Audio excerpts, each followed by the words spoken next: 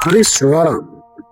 हरीश राणा वो कहानी जो रुला देगी। भारत का पहला इच्छा मृत्यु का फैसला 11 मार्च 2026 यानी आज। दोस्तों आज एक ऐसी खबर आई है जिसे पढ़कर दिल भारी हो जाता है। आज सुप्रीम कोर्ट ने एक ऐसा फैसला सुनाया जो भारत के इतिहास में पहली बार हुआ है। और जब यह फैसला सुनाया जा रहा था खुद जज साहब की आंखें भर आई। चलो मैं शुरू से पूरा मामला आपको समझाता। हरीश राणा कौन थे? हरीश राणा कभी पंजाब यूनिवर्सिटी में पढ़ने वाला एक होशियार जोशीला 20 साल का छात्र था। मात्र 20 साल। गाजियाबाद का रहने वाला, पढ़ाई में तेज और जिंदगी से भरपूर, सपने बहुत बड़े, माँ बाप का आंखों का तारा। और दोस्तों 2013 में एक पल ने सब कुछ बदल दिया। वो काली रात 2013 की। हरीश राणा चंडीगढ़ में पढ़ाई कर रहे थे। एक रात वो अपने हॉस्टल की चौथी मंजिल से गिर गए। चौथी मंजिल से गिरना, इसका मतलब समझो करीब 40-50 फीट की ऊंचाई। जमीन से टकराए तो सिर में इतनी गहरी चोट लगी कि हरीश वहीं बेहोश हो गए और फिर कभी होश ही नहीं आया। उनका उपचार चंडीगढ़ पीजीआई से लेकर दिल्ली एम्स तक चला, पर डॉक्टरों का जवाब एक ही था, ठीक होने की संभावनाएं बिल्कुल नहीं है। नहीं हो सकता ठीक। सबने मना कर दिया। हाथ हटा लिया हरीश से। हरीश 100% दिव्यांग हो गए। हरीश के शरीर का एक भी हिस्सा काम नहीं करता है। हरीश को सांस लेने के लिए ट्रेकियोस्टोमी ट्यूब या गले में डाली गई नली होती है जो सांस लेने में मदद करती है।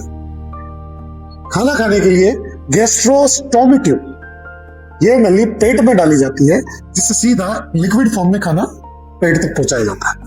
तो इन ट्यूबों के सहारे हरीश की जिंदगी चल रही होती है और ये जिंदगी ऐसी चलते चलते दोस्तों करीब 13 साल हो जाते हैं। हरीश एक मशीन के भरोसे जी रहे थे। ना बोल सकते थे, ना हिल सकते थे, ना महसूस कर सकते, बस लेटे हुए, आंखें बंद। एक के बाद एक दिन गुजरते रहे। इतने सालों तक बिस्तर पर पड़े रहने की वजह से उनके शरीर पर गहरे घाव भी हो गए। बहुत गहरे घाव उनके शरीर पे हो गए गाइस। इतने सालों तक पड़े रहे बेड पे इस वजह से। जो जीना चाहता था जिंदगी भरपूर, वो एक पल में हो गया मजबूर। ना आवाज है ना हरकत है, बस एक ट्यूब और उम्मीद की लकीर। दोस्तों जरा सोचना एक बार, एक माँ जो हर रोज अपने बेटे को देखती है, उसके चेहरे पर हाथ फेरती है, उससे बातें करती है, जानते हुए कि वो सुन नहीं सकता। एक बाप जो बूढ़ा होता जा रहा है पर अपने जवान बेटे को बिस्तर पर पड़ा दिखता है। रोज एवरी डे बेटे को देखता है, सोया हुआ है। देखते देखते बीत जाते हैं 13 साल और दिन में गिनोगे तो 4743 दिन। हरीश के बूढ़े माँ बाप ने एक दिन फैसला किया। उन्होंने कहा हमारे बेटे को इस तरह नहीं जीना चाहिए और सीधे वो पहुंच जाते हैं कोर्ट का दरवाजा खटखटाते हैं कि भैया इसका कुछ इलाज करना पड़ेगा, ये अपना देखा जा रहा है ना वो सहा जा रहा है। पहले वो दिल्ली हाई कोर्ट पर गए, लेकिन हाई कोर्ट ने उनकी याचिका खारिज कर दी और कहा भारतीय कानून में यह नहीं होता है। फिर दिसंबर 2025 में परिवार ने सुप्रीम कोर्ट का दरवाजा खटखटाया। तकरीबन आज से 3 महीने पहले की बात रही होगी। और 11 मार्च 2026 मतलब आज का दिन सुप्रीम कोर्ट ने फैसला सुनाया। सुप्रीम कोर्ट का जो ऐतिहासिक फैसला था वो ये था, और इस फैसले को जो देने वाले जस्टिस है उनका नाम मैं आपको बता देता हूँ। जस्टिस JB पारदीवाला और जस्टिस KV विश्वनाथन। उनकी बेंच ने यह फैसला सुनाते हुए सबसे पहले शेक्सपियर के प्रसिद्ध कथन से शुरुआत की, टू बी और नॉट टू बी, यानी जीना या न जीना।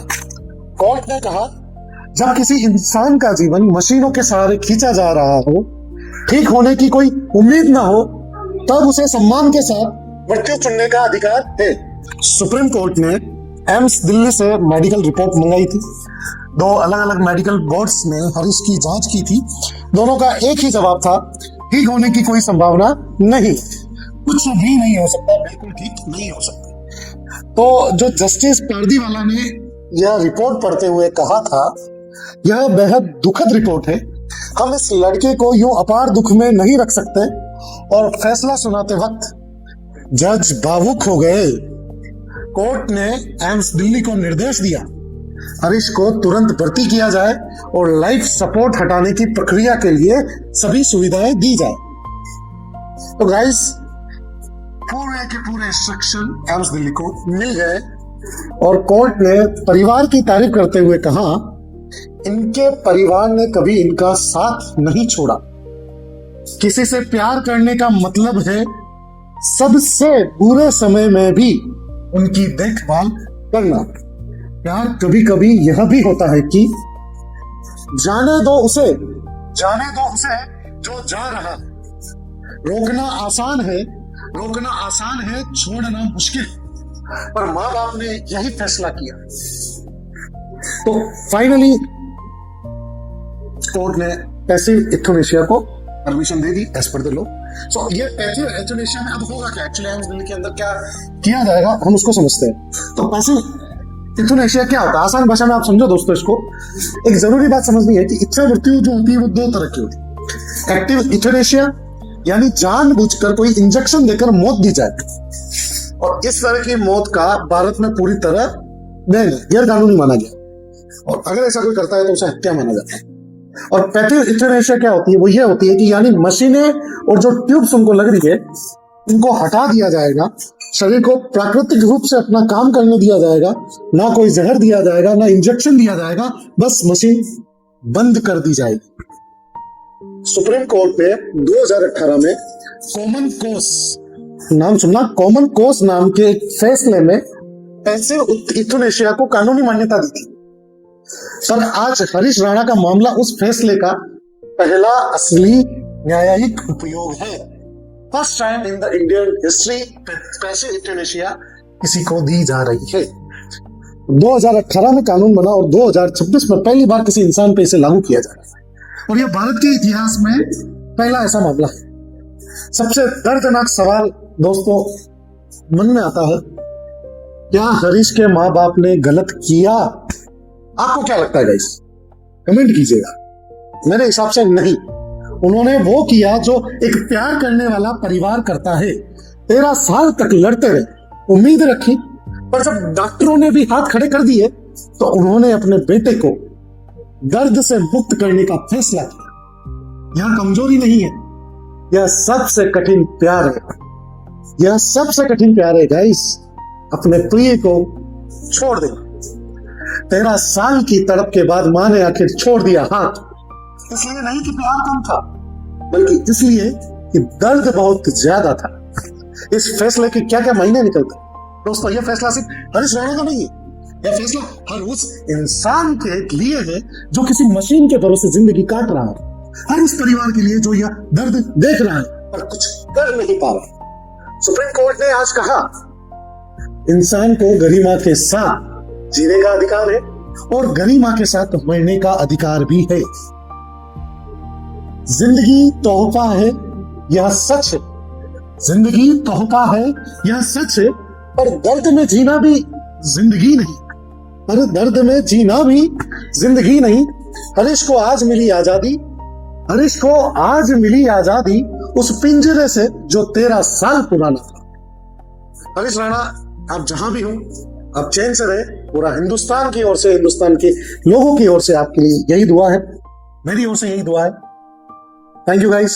प्लीज हरीश राणा और उनके परिवार के लिए प्रे कीजिएगा, उन्हें ईश्वर हिम्मत दे, शक्ति दे इस वज्रपात को सहने की। Thank you guys, thank you.